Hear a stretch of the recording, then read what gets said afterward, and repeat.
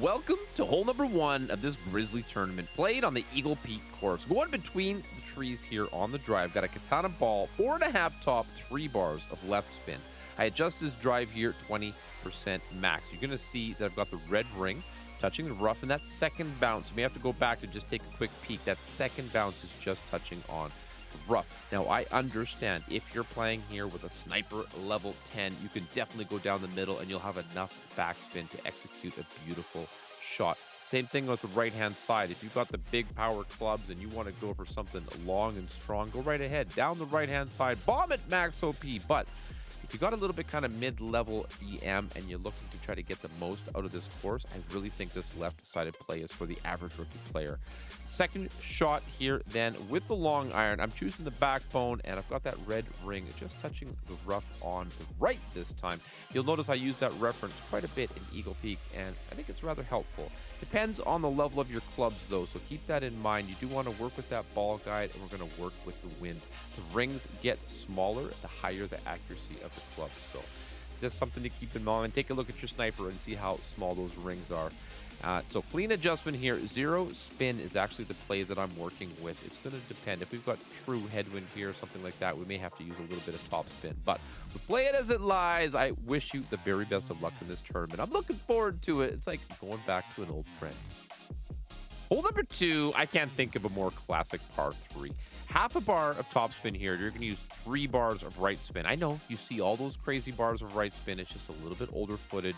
If you haven't been around, there was a spin change that happened a couple years back. So setting it up here by the tree, as you can see, and there's a little bit of a funnel there that runs this one nicely down to the holes. I know this is scary for some of y'all, but 30% max on the adjustment.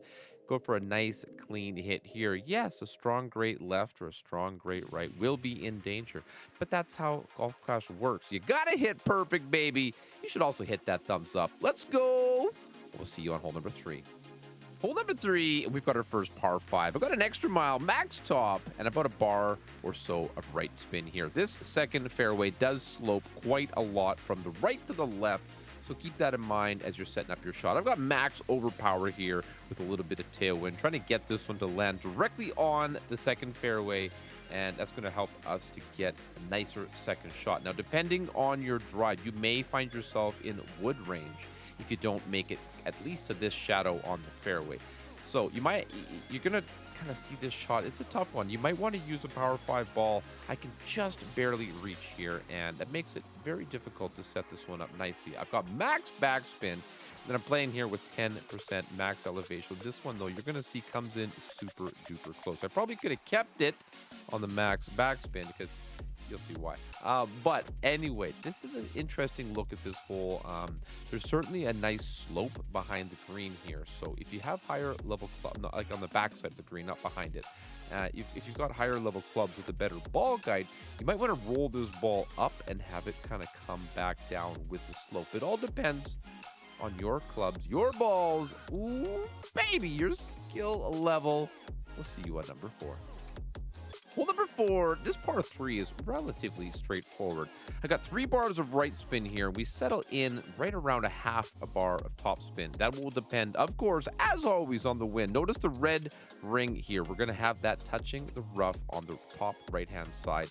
And that second bounce will be approximately halfway between the rough edge of the bunker and the front edge of the fringe, okay? So keep that in mind. 10% medium distance here is the setup that we're working with. So this one is a really decent chance at a hole-in-one, absolutely, but, you know, there's always that little playdemic Golf Clash factor to deal with, also known as the wind. So it's fun, you know, it definitely keeps you on your toes. There's a rough bump there as well, obviously, but I would say this is a very consistent opportunity. All right, hole number 5 is an interesting par 4 for sure. Now, you see me playing here with a Kingmaker. I don't necessarily recommend this at all in a tailwind, okay? If you have a strong headwind here, then yeah, this play makes a little more sense. The spin set is good, 4.5 top, 2 bars of right spin, and set it up with the center of the bullseye there, right on the rough, okay? Then we're gonna give this one a 10% max adjustment. I'm pushing it back here, now you see, to maximum distance. I recommend turning the screen around to get a straighter pull. And now I'm giving this one max overpower and just a little smidge of right curl.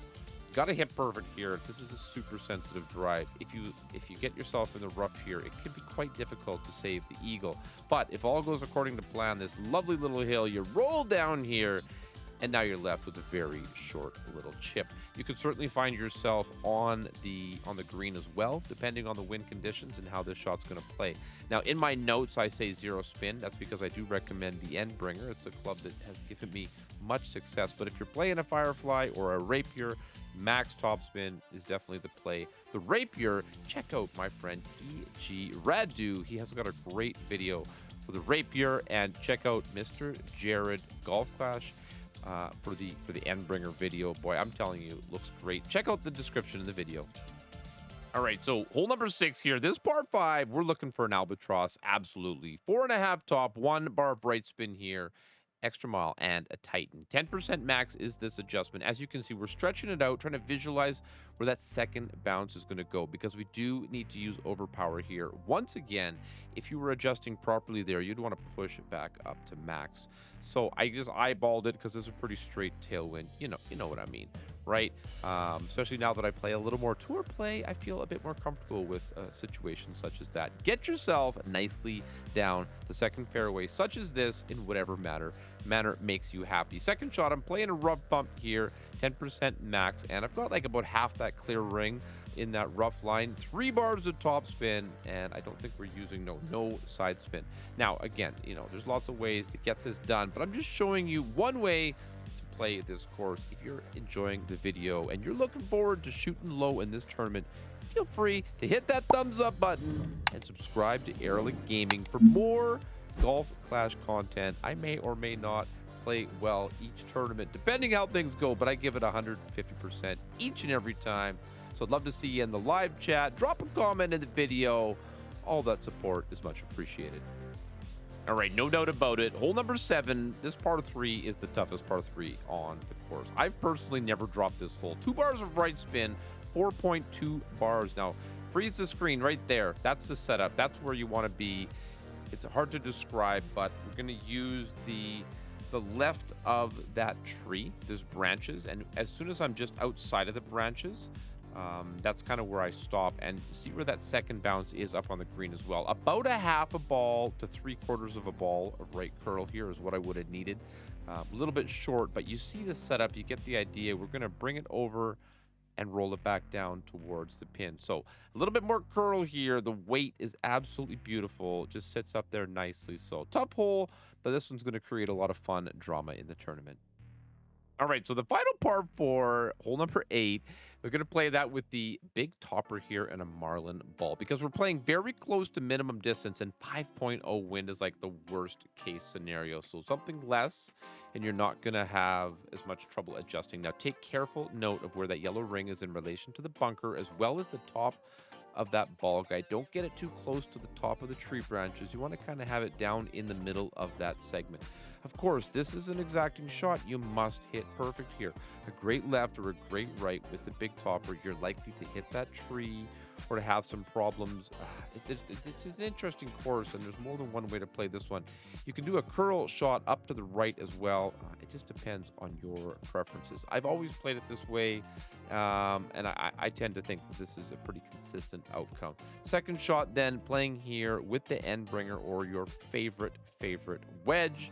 I didn't have an Endbringer on this account for the longest time. In fact, I might not. It doesn't matter. Play it your way, rape your rule, whatever you need to do. I got all the wedge information you need here down in a couple of videos from the community in the description, like we mentioned before. So clean ball here, and you're going to give yourself an eagle. This hole is basically a must eagle kind of shot. It's basically one of those ones that most people are going to be dropping this boom. All right, so hole number 9, the last hole of the tournament. Thank you guys for being here and watching the video. I do appreciate you all very, very much. I got a Zerg here and a big topper. As you can see, maximum top spin and 1 bar of right spin. And this one here, there's many reasons why I played this shot this way. It is definitely taking a lot of risk out of play. No need to play much overpower here, especially in a half decent wind, and get this one up and far. Now, nice thing about this is because I have a low-level sniper on this account that you're seeing, I have a level 5. this playing this ball is the reason why. If you have a higher level sniper and you've got a lot more power to work with, you can change it and play a Titan or play, whatever works best for you. But as you can see, we're very, very close to max here. Setting it closer to mid, but I do play this shot at 10% max distance. 3 bars of top spin, 1 bar of left spin, and, just set this one up with that ball guide just to the pin. Half that red ring is in the rough, so it's slightly great proof, but you don't want to flirt too much with disaster once again. And once again, thank you very, very much for taking some time out of your day to join me here for this video. If you didn't yet subscribe to the channel, please do so. I appreciate you and appreciate you coming back for a little bit of Golf Clash fun. Feel free to come by the live stream. I know it's crazy hours for my North American friends, but we like to have a lot of fun, and it is about the community. So thank you very much. Good luck in the tournament,